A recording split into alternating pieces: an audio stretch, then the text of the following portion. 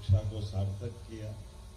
और उनने सार्थक क्या किया, वो उस दौर के अंदर जब हम सब चारों तरफ दिखाई दे रहे थे, कुछ और ही हालात थे, जिस हालात को कोई अलग ढंग से 2500 साल पहले की वो घटना का परिमार्जन का स्वरूप मानते हैं, जो काल के प्रभाव में हमारी अपनी संस्कृति की विशेषता भी ऐसी है कि जहाँ हमारी अपनी व्यवहार से, आचरण से, कोई कारण से कोई कुरीतियाँ बन जाती है, कोई दूसरी चीजें बन जाती है, तो फिर काल के प्रभाव में परमात्मा ही हर युग में आकर के कोई ऐसा महापुरुष अपने देश में खड़ा करता है जो फिर पूरे देश को एक दिशा देता है और सद्मार्ग की तरफ ले जाता है। ये हमारी काल के प्रवाह की ये, जैसे गंगा हिमालय से कभी सूखती नहीं है, उनकी अपनी बूंद बूंद अमरकंटक से मां नर्मदा का प्रवाह अविरल बहता रहता है। उस अविरल बहने के समान हमारी ये जो संस्कार पद्धति, ज्ञान पद्धति, हमारी संस्कृति की चिरातन धारा, इस धारा के माध्यम से ऐसी विभूतियां जन्म लेती जिससे मानव सभ्यता गौरवान्वित होती है, देश गौरवान्वित होता है। हमारे लिए जिस आस्था और विश्वास के साथ हम अपने गुरु परंपरा को देखते हैं, वो गुरु परंपरा गौरवान्वित होती है। मानव जीवन का अपना नाना प्रकार के आकर्षण का समय है। उस आकर्षण के समय में ऐसे ही महापुरुषों के माध्यम से, और शंकराचार्य जी ने तो एक साथ कितने प्रकार के मोर्चों पर अपना काम किया, आज भी आश्चर्य लगता है। देश की सीमा क्या होना चाहिए, देश की चारों सीमाओं पर 4 धाम स्थापित करके 10 नामी अखाड़ों की संस्कृति के बलबूते पर एक साथ हमें तो संत स्वभाव का हथियार से संबंध ये आज भी बड़ा कई मामलों में कई प्रकार से लोगों को समझ में आता है, किसी को नहीं आता। लेकिन संस्कृति के लिए समाज का नेतृत्व करते हुए संत समाज भी अपनी सनातन संस्कृति को बचाने के लिए किसी स्तर तक जा सकता है। न केवल अध्ययन में, अध्यापन में, ज्ञान में, बल्कि मौका पड़े तो इस तरह से अपना दंडीधारी हम सब मान सकते हैं कि ये परमात्मा की कृपा है। और ये मेरा भी सौभाग्य है। मेरा जन्म बाबा महाकाल की नगरी से हुआ और ये बाबा महाकाल और ओंकारेश्वर कोई अलग नहीं,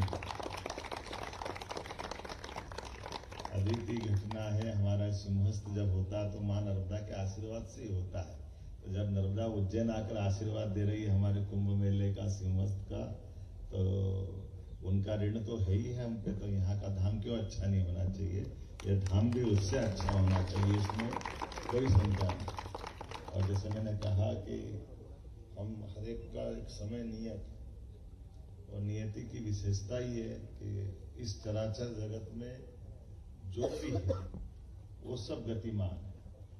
हर एक की अपनी समय की गति के साथ, हर एक का जन्म हुआ, हर एक का जन्म के बाद उसका निश्चित समय पे उसका ये जो भी स्वरूप है वो स्वरूप छूटेगा, नष्ट होगा। इसको समझने वाले समझते हैं। हमारे यहाँ तो ये प्रवास परंपरा की इसीलिए पद्धति भी, और इसीलिए हम अगर देखें तो कोई कहे कि मैं ग्रह को नहीं मानता हूँ तो उससे कहें कि ये तुम्हारी घड़ी निकाल के फेंक दो, क्योंकि घड़ी क्या है, 2 ग्रहों का चक्कर तो है ही है।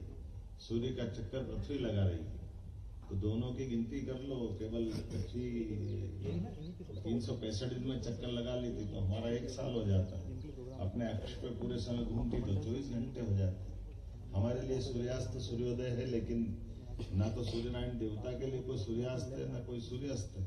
वो तो सदैव अपना आभा कीर्ति बिखेरते हुए हमारी अपनी उपस्थिति से सारे चराचर जगत को प्रकाशमान करते हैं। उसी प्रकार से ज्ञान परंपरा में हमारे बीच में एक सूर्य की भांति, नक्षत्र की तरह चमकते हुए दुनिया में शंकराचार्य की कोई किसी से तुलना नहीं हो सकती। ये हमारा सौभाग्य, ये हमारी कई जन्मों की हमारी अपनी संस्कृति में आप सब संत परंपरा के आशीर्वाद से भगवान ने जीते जी आशीर्वाद दिया। आज के इस अवसर पर मुझे जो कल्पना बताई गई है यहाँ से लेके वहाँ तक, अभी तो जब शंकराचार्य आ गए तो फिर क्या कष्ट है, उसके बाद तो सब समाधान ही समाधान। उनका आना ही अपने आप में पर्याप्त। और इसलिए ये जो संकल्प की यहाँ मन का भाव था, मनोभाव था कि यहाँ करके हमारे शंकराचार्य जी का जो प्रादुर्भाव हुआ, एक तरह से उस इतिहास को जीवंत आज के युग के हिसाब से करना। और वाकई में आज के युग में हम सब देख रहे हैं कि दुनिया में जिस प्रकार का ये तीसरे महायुद्ध का दौर आया, और महायुद्ध महायुद्ध के दौर में भी अब मनुष्य कम है और हथियार ज्यादा तेजी से मार कर रहे हैं। पता ही नहीं चलता कि पेजर में से बम फट जाता है, कोई मोबाइल रखे तो बम फट जाता है। कोई कल्पना कर सकता है कि आज के युग में क्या बचा है? कोई घर में टीवी देखेगा, ऐसा लगता है कभी टीवी बम फूट के अपने को ही मार दे।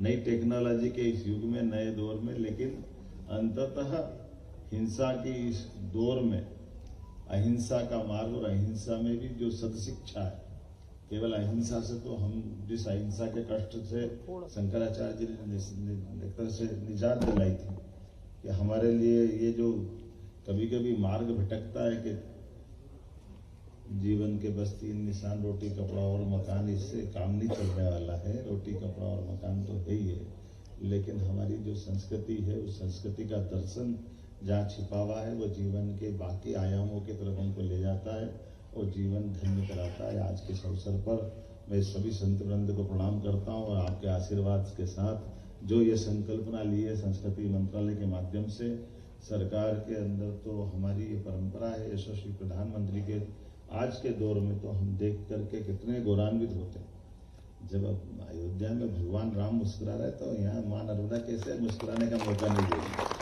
वो तो आनंद आएगा ही सही, इसमें कौन रोक सकता है?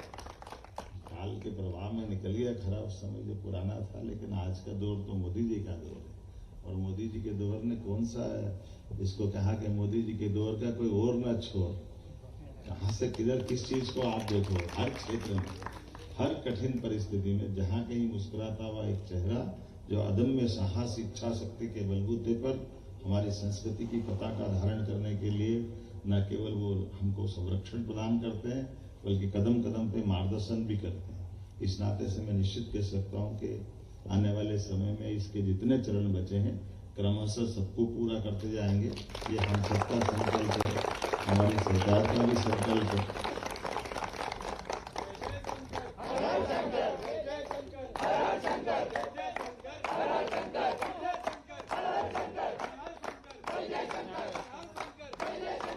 मैं इतना ही कहना चाह रहा हूँ कि जब से हमने भी शपथ ली है, हमारी संस्कृति के सारे त्योहारों को खूब अच्छे से मनाने की पद्धति डाली।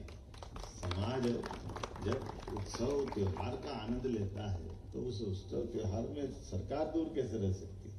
सरकार का सहकार तो होना ही चाहिए। सरकार उस उत्सव धर्मिता को, संस्कृति को समझने की जरूरत है। इसलिए हमने तो आपको सबको बताना चाहूंगा कि मकर संक्रांति को भी हमने नारी सशक्तिकरण का नाम दे करके, मकर संक्रांति हमारे लिए जब तिल तिल करके दिन बढ़ता है तो दिन बढ़ता प्रकाश हमारी दुनिया में अपनी मूल भाव को जीवंत करे, अंधकार से प्रकाश की ओर जाने का संकल्प अपन मकर संक्रांति पे लेते हैं।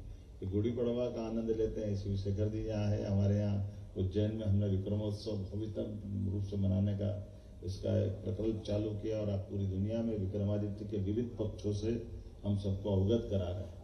गुरु पूर्णिमा, अरे गुरु पूर्णिमा हमारे यहाँ तो गुरु पूर्णिमा का महत्व ही अलग है। गुरु का अर्थ ही है कि अंधेरे से प्रकाश के ले जाने वाला शब्द, ये हमारी दोनों शब्दों से मिलकर गुरु बनता है। तो मैं उम्मीद करता हूँ कि ये जो आज की इस परंपरा में गुरु पूर्णिमा का उत्सव साल में एक बार भले ही मनता हूँ, लेकिन शंकराचार्य जी को याद कर लो तो पूरे साल मनता, पूरे जिंदगी मनता, ये हम कहना चाहते हैं। तो आज के इस अवसर पर मेरी अपनी ओर से हमने सरकार में वाइस चांसलर का नाम ही बदल दिया। अब कोई उनको वाइस चांसलर या कुलपति नहीं बोलता है, सबको कुलगुरु ही दे दिया है कि हमारे यहाँ की शिक्षा दीक्षा में यही तो मार्ग है, इससे बढ़कर क्या होता है। इसके लिए हमारे निर्देश के जितने कुलपति वो सब कुलगुरु, उच्च शिक्षा, स्कूल शिक्षा, कभी कभी इसके झगड़ा पड़ जाता है। गुरु बोलते कहते ये प्राइमरी वाले करेंगे, हम तो कॉलेज वाले, हम गुरु नहीं है। अरे तुम कहाँ गुरु नहीं भैया, गुरु कौन है ये तो समझ लो पहले। हमारी इस पद्धति के आधार पर इस संस्कृति के कई रहस्यों से अवगत होने की जरूरत है। आज के इस अवसर पर जब मैं आज आया हूँ तो मुझे मालूम आज से 8 दिन बाद हमारे यहाँ गीता जयंती का भी पर्व आने वाला है और भगवान कृष्ण की जन्माष्टमी धूमधाम से मनाई है। पूरे प्रदेश के अंदर भगवान कृष्ण ने जहाँ जहाँ लीला की उन स्थानों को भी हम उन धाम को चैतन्य बनाते हुए, जो द्वारका का महत्व है, जो मथुरा का महत्व है, वही तो उज्जैन का भी है, जहाँ उनने अपनी शिक्षा प्राप्त की, शिक्षा का संस्थान बना। आचार्य सांदीपनि का वो अद्वितीय योगदान है, तो हम उसको कैसे भूल सकते हैं। इसलिए एक तरह से मान के चलो कि भगवान कृष्ण अगर मथुरा से उज्जैन नहीं आते तो हो सकता गीता सामने नहीं आती, क्योंकि वो आश्रम का प्रसाद है कि पवित्र गीता वो हम सबके बीच में, उसको भूलना नहीं है, स्मरण रखना है। तो ऐसी कई सारी बातों को सरकार के साथ करते रहेंगे। अब किन्हीं किन्हीं को कष्ट है तो होता रहे कष्ट, जो होगा चुनाव में निपटते रहते हैं। तुम्हारे कष्ट तुम्हारे पास रखो, अपनी तो एक ही मार्ग है। तो आज के इस अवसर पर हम सब मिलकर के एक बार ओंकार महाराज की जय बोले। बोले ओंकार। आचार्य शंकर महाराज की।